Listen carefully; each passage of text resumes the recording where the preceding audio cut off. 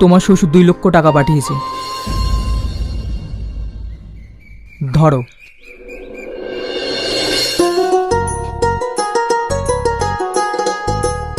টাকা? তবে তোমার শ্বশুর মশাই একটা শর্ত দিয়েছে। শর্ত? কি শর্ত? তুমি মেয়েটাকে আর কখনো কষ্ট দিও না।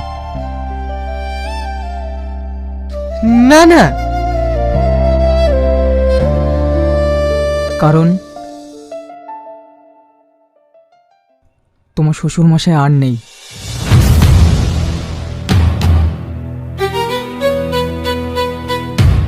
মানে? এই টাকাটা তোমার শ্বশুর নিজের কিডনি বিক্রি করে দিয়েছে। আব্বা, আব্বা তুমি কথা বলো।